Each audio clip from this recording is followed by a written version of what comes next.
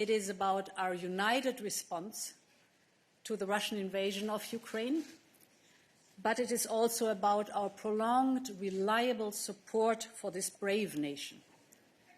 As you might know, I was last week on Tuesday in Kyiv, and it was impressive to see and to experience firsthand again the perseverance, the resilience, the stamina of the Ukrainian people. And therefore, I think we, the supporting countries, also now need to show the same level of stamina, of perseverance. And I expect the leaders to rally behind this. I also expect the leaders to rally behind two main principles. The one is that we will keep supporting Ukraine for as long as it takes. And the second principle is nothing about Ukraine without Ukraine. As long as it takes must translate basically into stable financial support, of course also beyond 2023, and accelerated military support focused on the now and here, and nothing about Ukraine without Ukraine means very strong support for President Zelensky's peace formula. We should never forget that Ukraine is the country that was brutally invaded, and it's therefore the one that should set out the core principles for just peace. President Zelensky himself has presented this peace formula. He states that he is open to discuss, but the peace formula should be for all of us the basis for all of our efforts and the basis we start on working. Then in the G7 we will also discuss sanctions, and we will of course take stock of the existing sanctions and future measures. As you know, the Commission has proposed the 11th package of sanctions. It is focused mainly on enforcement and anti-circumvention. And this, of course, is, as always, very closely coordinated with the other G7 that are building also similar packages. Finally, in Reykjavik, we will discuss how to hold Russia accountable. I will very strongly support the creation of a dedicated tribunal to bring Russia's crime of aggression to trial. We will also decide on setting up a register of damage in The Hague. It will be a first step, but a very good step towards Russian compensation. So far for Ukraine. The second key topic of this sequence of summits and meetings is how to manage the relationship with a changing China. While we all have our independent relationships with China, I'm confident that the G7 leaders will convene on a set of very core shared principles. First of all, we seek a multifaceted approach to our economic relationship with China. It is characterized by de-risking, not decoupling. At the same time, we will seek to cooperate with China on issues of global concern, like, for example, climate change. Of course, we are competing with China. This means we have to strengthen our own economic vibrancy. We have to do our homework in our economies. We will reduce strategic dependencies. We have learned the lessons of the last year. And we stand together as partners on core foreign policy and security challenges. That means we will keep calling on China to refrain from supporting Russia's war. We will reaffirm our unwavering commitment to peace and stability in the Taiwan Strait. We acknowledge the One China policy. We are collectively opposing any unilateral change to the status quo, particularly if by force. And another topic, we will protect a narrow set of advanced technologies of which we know that they will determine next generation military advantage. And this brings me naturally to the topic of economic security. It's a new topic, it's an important topic. We've seen attempts of economic coercion, for example, China towards Lithuania. We've seen similar practices vis-à-vis Japan and Australia. We are most vulnerable to coercion in general, where dependencies build up. And that's why we're taking action so seriously to enhance our resilience, so to prevent vulnerabilities. We have, for example, to reduce our dependencies on critical raw materials. We spoke about it a lot. That is the reason why we proposed the Critical Raw Materials Act. And, for example, on advanced technologies, as you know, we are currently reflecting on upgrading our toolkit. For example, on outbound investment screening or advanced export controls. Japan is already since long a front-runner in this area. That has therefore made economic security a central theme of their G7 presidency. And on all of this, which I have just discussed, the Commission will table an economic security strategy in June. The last horizontal theme I want to highlight relates to clean tech. Decarbonization is the challenge of our century. Without any Es el gran desafío de nuestro siglo, sin duda alguna. Todos queremos construir una tecnología limpia y competitiva. Es fundamental. Cuando iniciamos el Pacto Verde Europeo, que fue al comienzo de mi mandato, pues todo se refería a un rápido despliegue de energías renovables. Ahora se trata sobre todo del acceso a la tecnología, acceso a la materia prima y acelerar la fabricación. Todos compartimos estas prioridades, está bien, pero el objetivo común tiene que ser la generación de estas capacidades tecnológicas limpias, pero no a expensas de los demás, porque eso no beneficia a nadie. Lo que hace falta aquí es un salto cualitativo en el despliegue de estas tecnologías y todo esto a nivel mundial, porque la demanda es colosal. O sea, nuestros incentivos deberían reforzarse mutuamente y no competir. Y ese pues, va a ser también un gran tema que tratar en el G7. Para terminar, quiero referirme a la infraestructura. Reforzar la seguridad económica, diversificar, y todo esto va más allá del G7 y del G20. Se trata de contactar a nuevos países con nuevas ofertas, y de eso va el Global Gateway, el portal global. En Hiroshima, junto con el presidente Biden y el presidente Kishida, voy a copresidir el PGII, la cooperación para una infraestructura global e inversiones. O sea, esta es la iniciativa emblemática del G7 que hemos lanzado en el MAO el año pasado. Aquí se trata sobre todo de movilizar al sector privado, así que hemos invitado pues, al sector privado para tratarlo. Tienen que aportar el capital ellos y nosotros generar el entorno favorable. Bueno, pues estas son mis perspectivas sobre la semana que viene. Te doy la palabra, Sha. Gracias. Buenas tardes a todos. Es muy importante para la Unión Europea, para los miembros del G7 y para la cooperación internacional. En Reykjavik y en Hiroshima tenemos que enviar un mensaje importante de unidad al mundo y de que somos una unión de valores y una garantía de paz y prosperidad, y queremos cooperar de forma cercana con nuestros socios internacionales para reforzar el impacto y que el mundo sea un lugar mejor.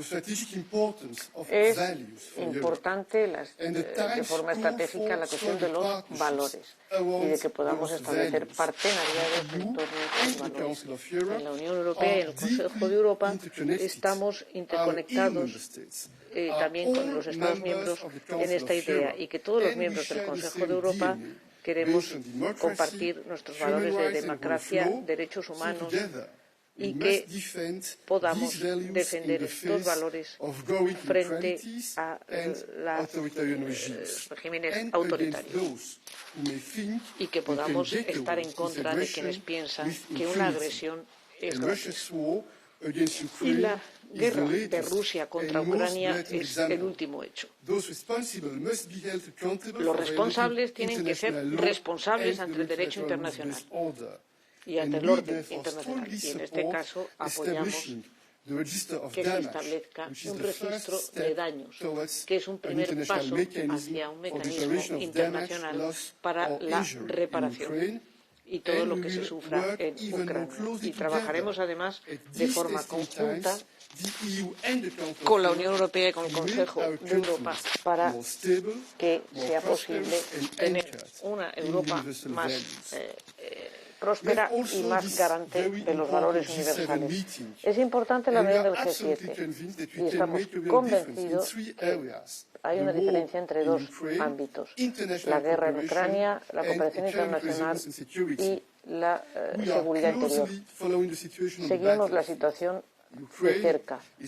Ucrania está luchando contra los invasores, pero la lucha continúa.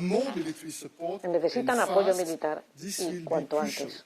Y este es un hecho importantísimo para que se pueda llevar a cabo la contraofensiva.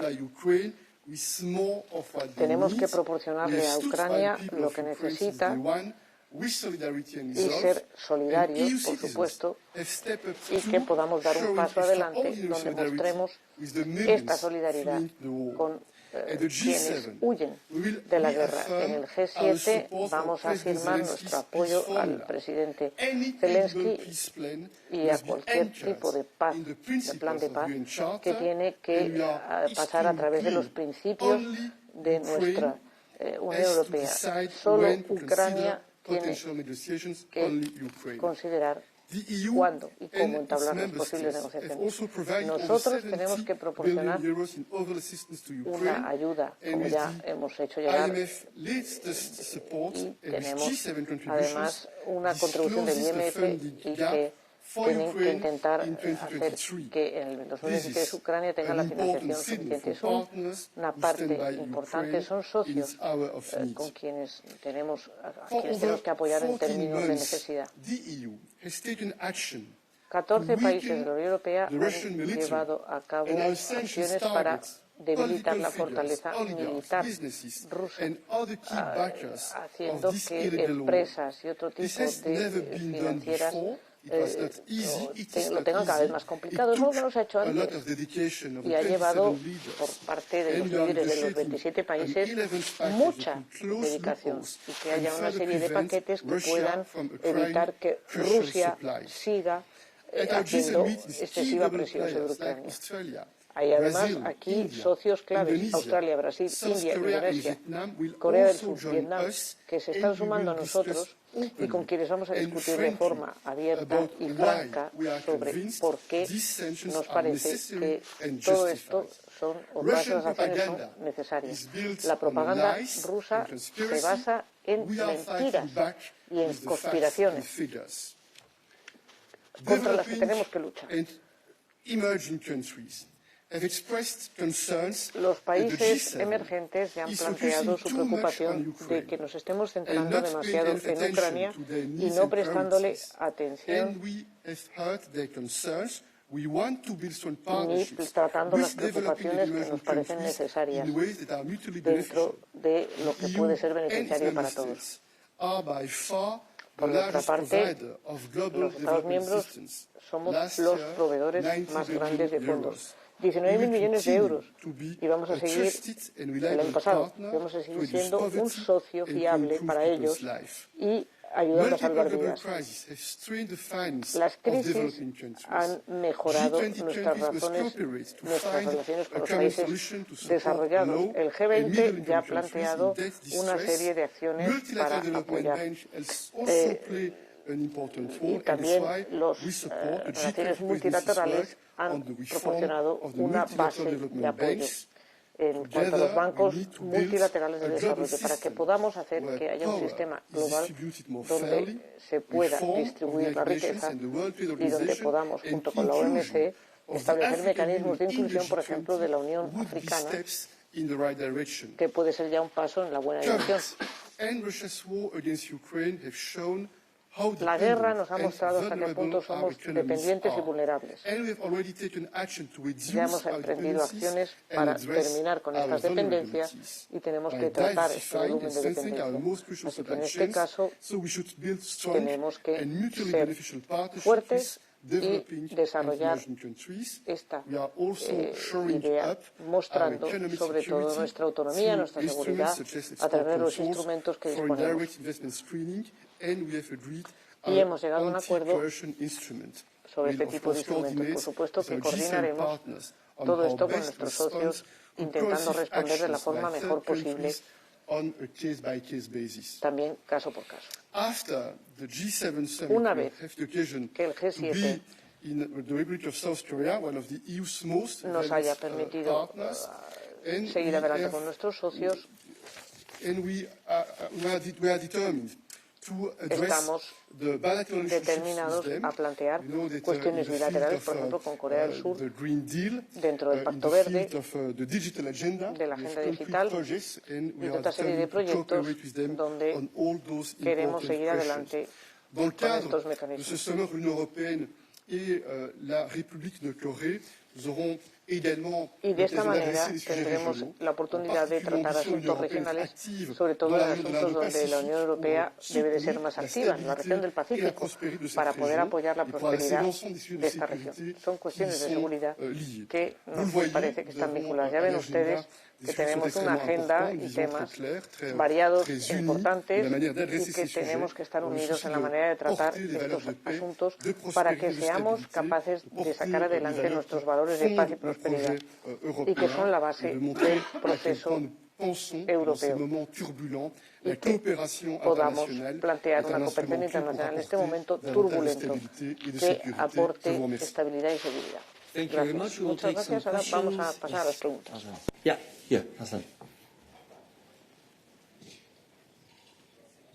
Barzan, reporter from Kurdistan 24. I just want to ask you about Quería preguntarle sobre las elecciones turcas. Me gustaría conocer su perspectiva, su punto de vista de esas elecciones. Uno de los candidatos, Kemal Kılıçdaroğlu, dice que si ganamos estas elecciones intentaremos convertirnos en miembros de la Unión Europea. Gracias. Bueno, Turquía, por supuesto, es un socio importante para nosotros. Bueno, esta presencia masiva son buenas noticias, porque esta muestra que el pueblo turco está comprometido con sus derechos democráticos, a acudir a votar. En fin, que esto es un gran triunfo. Bueno, las elecciones siguen abiertas, hay que ver la segunda ronda. Estamos siguiendo de cerca los resultados de la primera ronda y veremos lo que aporta la segunda. Presidente Michel. Bueno, es muy importante alentar al pueblo turco. Un proceso electoral siempre es un momento importante y ya vamos a ver cuál es el resultado de esas elecciones. Sam Fleming from the FT. Two questions on sanctions ahead of the G7, please. On the question of sanctions evasion, there are concerns that hitting third countries hard as part of a crackdown on sanctions evasion could end up driving them y sobre todo diplomatically la closer posibilidad de to no Russia. pagarlas How do o la you evasión de recognise estas that risk when sanciones. it ¿Cómo comes to reconocen cracking ustedes down este on riesgo? sanctions Y si evasion, lo and how do you reconocen, get the balance ¿y right cómo on this? pueden hacer que se And on the evite? same Y topic, en el China has mismo warned of tema, a strong reaction if the EU China sanctions its companies because of concerns about products going to teme Russia's que haya military. también Has there been una any dialogue with sanción China europea about this contra ellos. topic? ¿Hay And un again, diálogo a este is the risk respecto? of retaliation here a Sobre price todo worth para paying? que Thank you. no haya problemas después con sus productos que ellos además comercian con Rusia. The La sanctions presidenta de la are Comisión, las in the making, if I may sanciones say so. They are being discussed in se Coreper. han discutido en el It's Coreper. important Y to es have a look what we importante have in que the package tengamos as a en cuenta proposal. lo que tenemos en este There paquete is, first of all, what you de refer propuestas. to, the anti-circumvention ban. Hemos planteado en algunos países terceros, sobre todo, que ha crecido exponenciamente la ambición de estos países de comerciar con la Unión Europea. Pero hay una discrepancia entre lo que va a parar o lo que sale de la Unión Europea, transita por Rusia y va a parar a países terceros.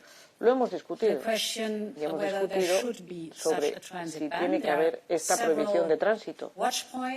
Hay distintos puntos de vigilancia en el mecanismo para garantizar que la prohibición se justifica, pero bueno, lo hemos discutido con los Estados miembros. Y luego tenemos la extensión de la prohibición de tránsito también para las cuestiones de uso dual, armas en este caso, y en las tecnologías avanzadas y componentes de aeronaves. Luego también usted hacía referencia a los países terceros que compran en la Unión Europea y luego potencialmente revenden a Rusia. Bueno, pues aquí el debate es una llamada de atención. Se puede prohibir que se vaya a un país tercero, sobre todo si hay una idea clara de que se están contorneando las sanciones. Y en este caso hay un asunto que hay que añadir. Hay una estrategia clara. El año pasado ya hubo un debate en el Consejo Europeo y de este debate salieron conclusiones para incluir un capítulo China en el Consejo Europeo de junio, que se está preparando con una serie de especificidades. Pero hay un punto clave, que es que los Estados miembros cada vez son más convergentes. Está claro que siempre tendemos a que haya valores y principios democráticos. El punto 2 es importante tener en cuenta el riesgo China. Nosotros tenemos que equilibrar nuestra relación económica con China, no solo por nuestra parte. Nosotros observamos que el objetivo no es desvincularnos y que también tengamos en cuenta los desafíos globales. El cambio climático son elementos sobre los cuales tenemos que seguir tratando con China. No somos inocentes. Es importante que planteemos una posición común con China y es importante que tengamos en cuenta que son aliados y socios y que la Unión Europea tiene que ser un elemento importante para defenderla.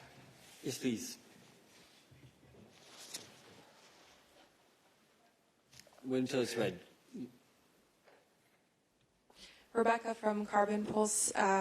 So this morning you said Bien, esta mañana decía que los modelos de crecimiento con los combustibles fósiles pues era obsoleto. Bueno, entonces, ¿cómo perciben países como Japón, que dependen en gran medida de combustibles fósiles?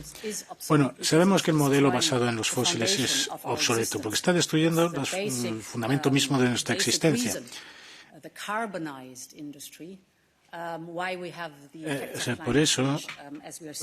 Por eso tenemos estos efectos del cambio climático ahora. El Pacto Verde Europeo desde el principio se centra en un nuevo modelo de crecimiento. Una industria descarbonizada que se base en energías sostenibles, que son las renovables. En eso estamos trabajando, en una economía circular y que se base en las renovables. Con Japón tenemos la primerísima alianza verde de la UE y Japón. Es una cooperación sobre todas esas diferentes pistas en las que estamos trabajando también en la Unión Europea para avanzar en los principios de una economía verde y saludable, limpia. Que Japón es uno de nuestros socios principales en este proyecto. Por supuesto, hay enfoques diferentes en regiones diferentes del mundo, pero el objetivo ha de ser llegar a una economía climáticamente neutra. Y en eso estamos trabajando con Japón. Sí, la UE es líder en términos de transición verde, que eso lo tenemos claro. Hemos decidido acelerar nuestros esfuerzos. Bueno, en la cooperación internacional también es importante pues hacer esto con el resto del mundo. Sabemos que la transición es el tema más difícil. Pues a veces hay debates necesarios sobre la transición, cómo tomar las medidas para alcanzar ese objetivo común, la neutralidad climática. Por eso hay que estar en buenos términos con el sur global, no solo con Japón, para desarrollar proyectos comunes, partenariados comunes, teniendo en cuenta nuestro objetivo común y también teniendo presente los puntos de partida diferentes de cada uno. Thank you, Vince Chadwick from DevEx. A question to President Michel. You spoke about the need for unity and also multilateral development banks. But when the Ukraine investment platform was launched last week, there was a notable absent player, and that was the European Investment Bank, the EU Bank. Can you explain why the EIB is not a member of that platform and whether that's a mistake? And to President von der Leyen, the EBRD, which is leading that platform actually, is having their annual meeting this week. And the Commission is obviously one of the biggest shareholders of the EBRD. One of the questions the shareholders should be considering is a potential expansion into sub-Saharan Africa, which is an idea which has been around for more than 5 years and still hasn't happened. And the bank is still pursuing it, despite the clear needs in Ukraine. Isn't it time for EBRD to focus on its historic expertise and backgarden, which is Ukraine, rather than expanding to sub-Saharan Africa? And if it is time to expand into sub-Saharan Africa, does the Commission support a capital increase for EBRD? Thank you. Yeah, the first question, of course, I'm not able to comment the participation or the absence of the EIB. Yo no puedo comentar en esta reunión la participación o no del BEI, pero es verdad que el BEI tiene un papel importante en la reconstrucción de Ucrania. Y los Estados miembros son los accionistas de este Banco Europeo de Inversiones. Así que nosotros pensamos que sí tiene un papel a jugar y que es estratégico. Además, en cuanto al BER, el Banco Europeo de Reconstrucción y Desarrollo, que es activo o no en el África subsahariana o en cualquier otra parte del mundo,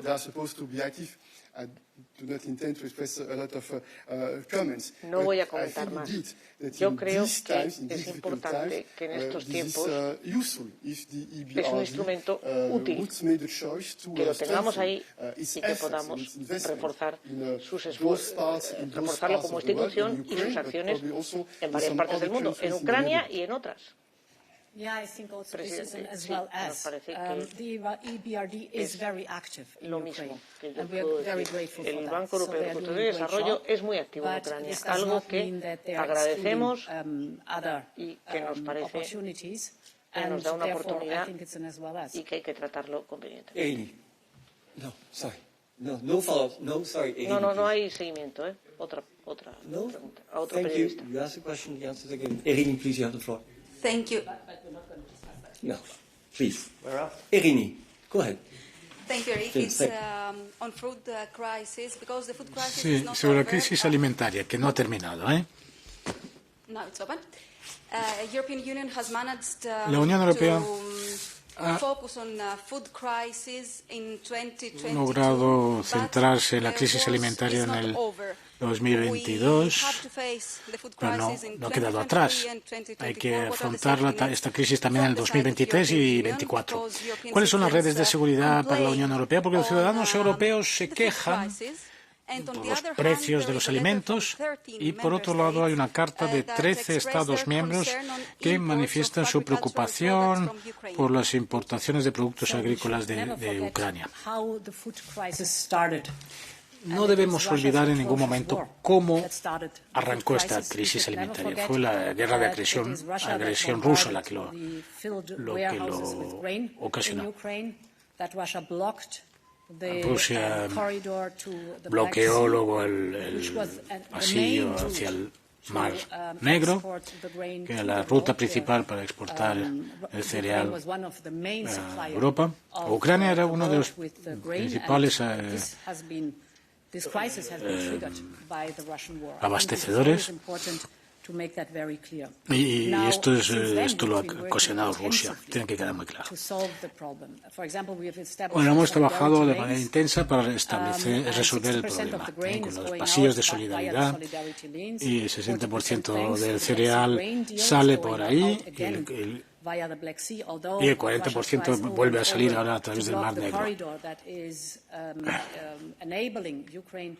Aunque claro, Rusia también está bloqueando de nuevo ese pasillo para llegar al Mar Negro.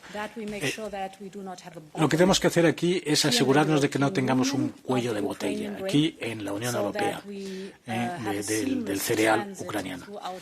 Así que haya un tránsito por la Unión Europea sin bloqueos. O sea, antes pasando por el Mar Negro y ahora se siguen otras rutas. Y yo creo que es importante que estos pasillos de solidaridad hay que mantenerlos en funcionamiento a toda costa, y estamos estableciendo una plataforma ahora con los 5 países de primera línea,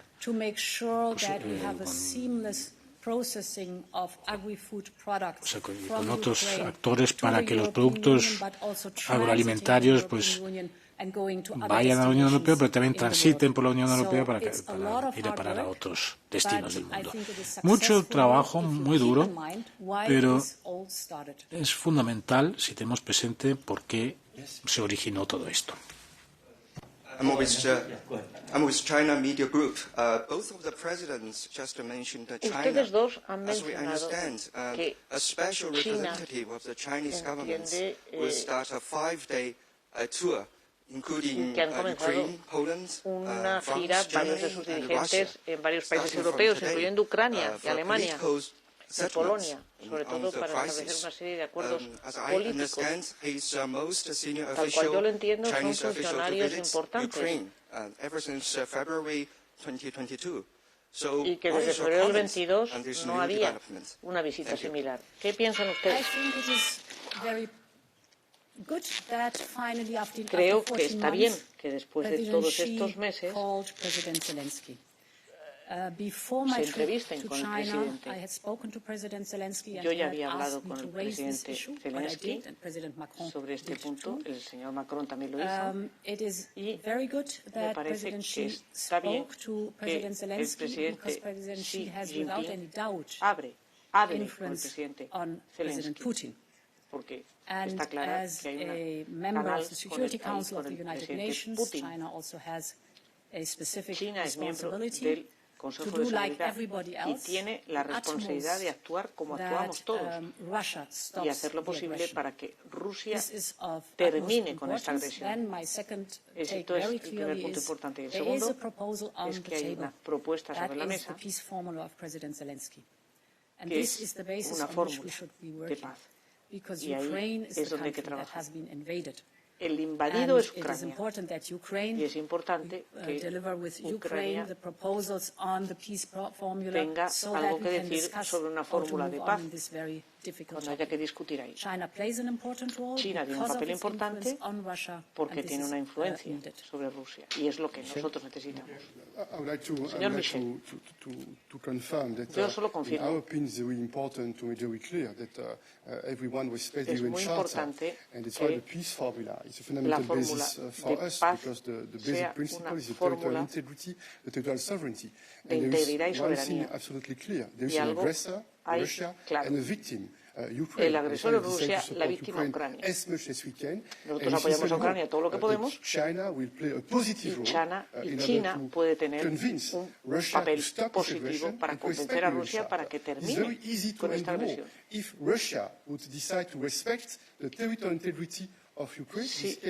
Rusia respeta la integridad territorial de Ucrania, esto se ha terminado. Eso es todo.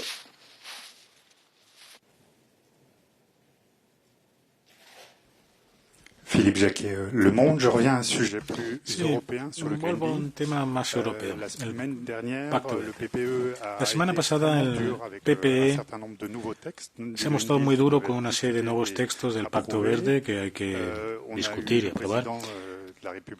El presidente de la República Francesa también ha pedido una pausa en estas cuestiones legislativas y reglamentarias. Así que me gustaría saber qué opina al respecto. Sí, pues en primer lugar quiero dejar muy claro que el presidente Macron pues, siempre ha sido y es un gran adalid del Pacto Verde. Y no olvidemos que fue en diciembre del 2019 que presenté el Pacto Verde. En aquel entonces no era más que una propuesta política de mis directrices. Y luego todos juntos hemos sido capaces de consagrar en la ley unos objetivos climáticos. Hemos sido la primera región del mundo a hacerlo. Y no hay muchos que nos hayan seguido, porque realmente para ello los 27 Estados miembros se han comprometido a alcanzar esos objetivos climáticos para el 2030 y 2050. Estas son las perspectivas. Pero lo que es mucho más importante es la hoja de ruta detallada para llegar ahí. Y es lo que llamamos Objetivo 55, Fit for 55. Es un paquete legislativo ingente que prácticamente ya hemos completado y esto no se va a haber logrado sin el firme apoyo del Parlamento Europeo, del Consejo Europeo y de todos los implicados. El Objetivo 55 conlleva uno de los instrumentos más poderosos para luchar contra el cambio climático, el sistema de emisiones, de comercio de emisiones. Hemos reforzado el primer pilar sobre la industria, pero también lo hemos reforzado en otros sectores. Y hemos puesto en marcha el Fondo Social del clima. Bueno, todas esas propuestas legislativas que han establecido pues el marco para el Pacto Verde Europeo. Yo creo que realmente es algo para sentirse orgulloso. Pero la crisis climática no se detiene y hay que seguir ahí. Y no solo en el Pacto Verde, sino en otros temas. Hay cientos de propuestas todavía pendientes, mucho trabajo por delante, pues. Y habría que ver, pues, cuál es la capacidad de absorción. Y esto es lo que vamos a hacer las próximas semanas y meses. Bueno, centrándonos en el Pacto Verde Europeo, puedo decir que hemos registrado un progreso enorme. My name is Katalin Nagy from Hungarian Radio. I would like to ask, connecting Ukraine, what do you think preguntar of leaked secret information that Ukrainian President Zelensky talked about attacking Friendship oil pipeline because it could destroy Hungary's industry? Si se ataca el gasoducto húngaro, se podrá terminar con toda la industria. No tenemos ningún conocimiento de esta información. No, perdone. Nadie ha negado la información. Yeah, sorry. That's the answer. Tom.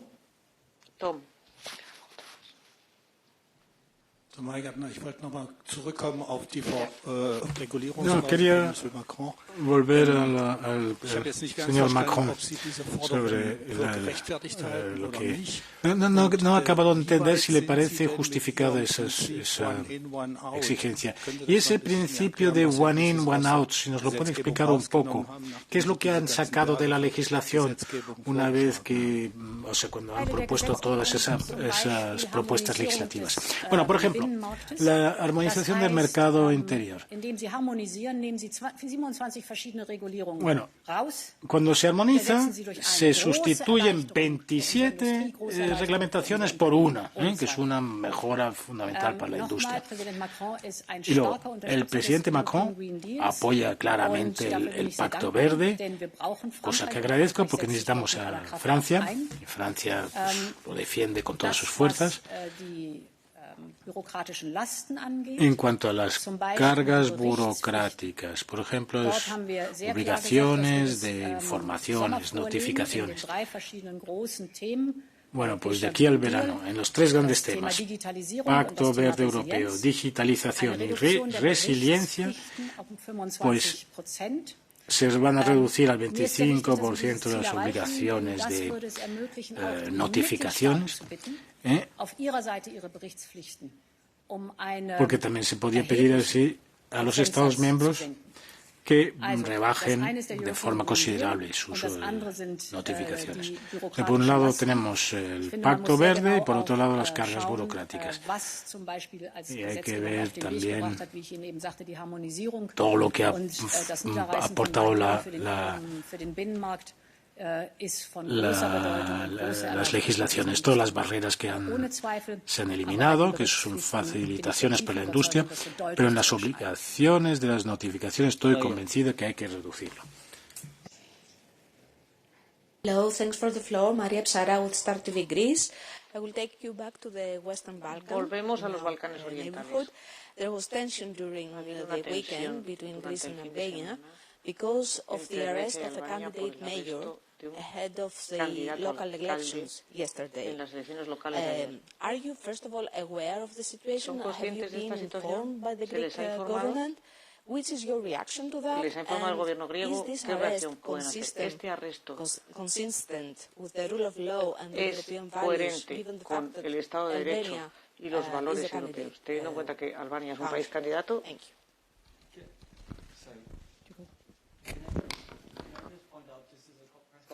Es una rueda de prensa esta sobre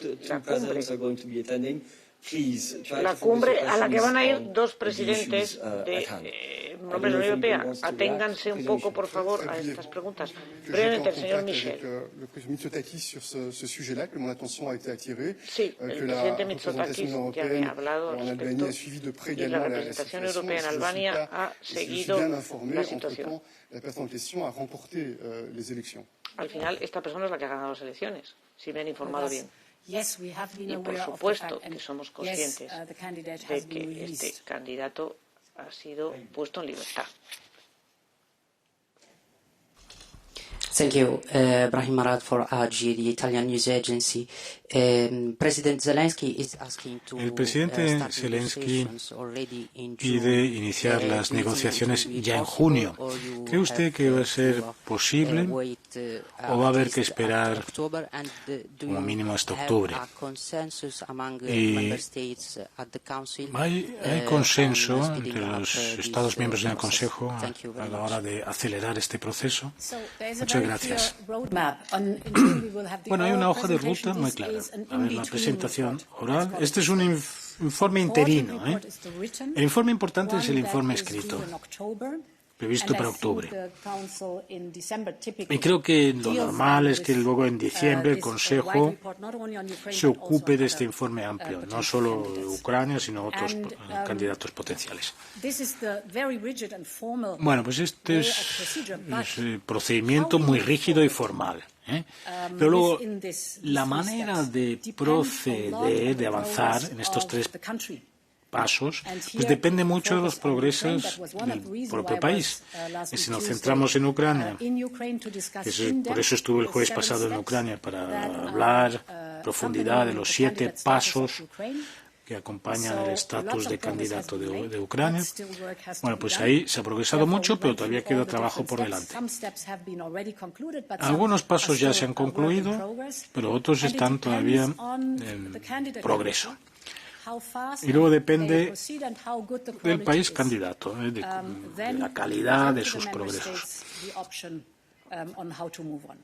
Para presentar luego las opciones de cómo avanzar. Sí, quería confirmar aquí que todos estamos impresionados con los progresos de Ucrania. Bueno, ese informe que va a presentar la Comisión en octubre va a constituir un documento importante, y luego yo incluiré el tema en el orden del día para finales de año, y luego pues habrá que ver los progresos y por supuesto el informe presentado por la Comisión. Muy bien, muchas gracias. Con eso hemos llegado al final de la conferencia de prensa de hoy. Gracias por su atención.